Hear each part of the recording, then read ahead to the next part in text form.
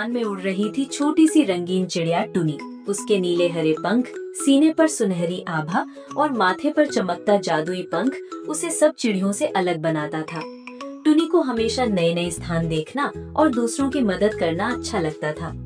एक शाम वो एक शांत गांव के ऊपर से उड़ रही थी। नीचे उसने देखा एक बड़ी झील है जिसके किनारे रोज गांव वाले पानी भरते, बच्चे खेलते और शाम को गीत गाते। मगर आज कुछ अजीब था।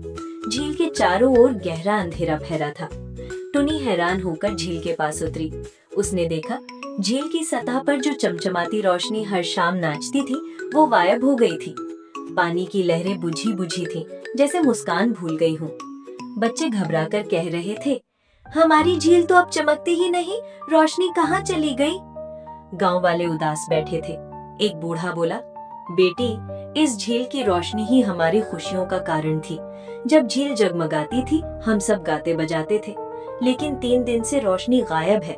हमें नहीं पता वो कहाँ चली गई। टुनी ने दृढ़ स्वर में कहा, चिंता मत करो, मैं टुनी हूँ, रोशनी ढूंढकर वापस लाऊंगी। टुनी ने सबसे पहले झील के पश्चिमी किनारे पर खोजा। वहाँ श्वेत कमल खिले थे। हवा में हल्की धुंध तैर रही थी, लेकिन रोशनी का कोई निशान नहीं। फिर वो उत्तर किनारे गई, जहाँ बड़े बड़े पत्थर पड़े थे। वहाँ एक हरा मेढक बैठा था। टुनी ने पूछा, क्या तुमने झील की रोशनी देखी? मेढक बोला, मैंने बस इतना देखा कि एक काली छाया झील के भीतर उतर गई और उसके बाद रोशनी बुझ गई। अब टुनी को यकीन हो गया, रोशनी जरूर झील की गहराई में कैद कर दी गई है। वो पानी के ऊपर मंडराने लगी। तभी उसे नीचे से एक रहस्यमय खिंचाव महसूस हुआ। टुनी ने साहस किया और झील के भीतर उतर गई। गहराई में उसे एक गुफा दिखाई दी। चारों ओर घना अंधेरा था, मगर भीतर से हल्की सी चमक झलक रही थी। गुफा के द्वार पर एक बड़ा काला कुआं पहरा दे रहा था। उसकी लाल आंखें चमक रही थीं और तीखी चोंच डरावनी लग रही थी। कौवा गरज कर बोला, इस गुफा में आना मना है, रोशनी अब मेरी है। टुनी ने निडर स्वर में कहा, रोशनी सबकी होती है, तुम उसे अकेले रखोगे तो पूरा गांव अंधेरे में डूब जाएगा। कौवा हंस पड़ा, हा हा हा हा, रोशनी ताकत है, मैं इसे छिपा कर रखूंगा, तब सब मुझसे डरेंगे। टुनी शांत लेकिन दृढ़ आवाज में बोली, नहीं, लालच से रोशनी बुझ जाती है, बांटने से ही वो बढ़ती है। टुनी ने माथे पर चमकता जादुई पंख निकाला।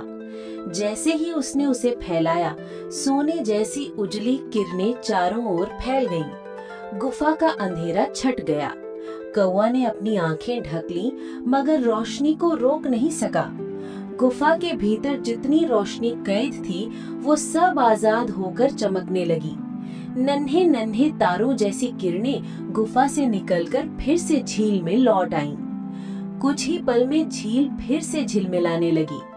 पानी की सतह पर चांदी सी रोशनी नाच उठी।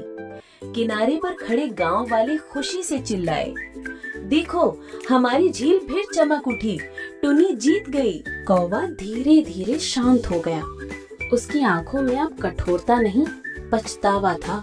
वो बोला, मैंने सोचा था कि रोशनी को अपने पास रखकर मैं शक्तिशाली बन जाऊंगा, लेकिन अब समझ आया, असली शक्ति तो बांटने में है। टुनी मुस्कुराई, हाँ, रोशनी तभी चमकती है जब सब मिलकर उसकी गर्माहट महसूस करें। कौवा ने सिर झुका लिया और वादा किया कि वो अब कभी किसी की रोशनी नहीं छीनेगा, बल्कि सबके साथ मिलकर उसकी रक्षा करेगा। गांव में उत्सव सा माहौल छा गया। बच्चे झील किनारे गीत गाने लगे, बड़े बुजुर्ग कहानियां सुनाने लगे। हर चेहरे पर मुस्कान थी। गांव वाले टुन्नी को घेरकर नाचते हुए बोले, तुम हमारी नायिका हो, तुम्हारी वजह से रोशनी लौट आई। टुन्नी हंसकर बोली, मैंने तो बस तुम्हें एक बात याद दिलाई, दूसरों की मदद करने से ही दुनिया रोशन होती है। उस दिन के बाद से झील की रोशनी कभी नहीं बुझी। कौवे ने अपना वादा निभाया और सबके साथ मिलकर रोशनी की देखभाल करने लगा। टुनी फिर आसमान में उड़ चली, अगले रोमांच की तलाश में। उसके सुनहरे पंखों से बिखरी किरणें आसमान को भी याद दिला रही थीं।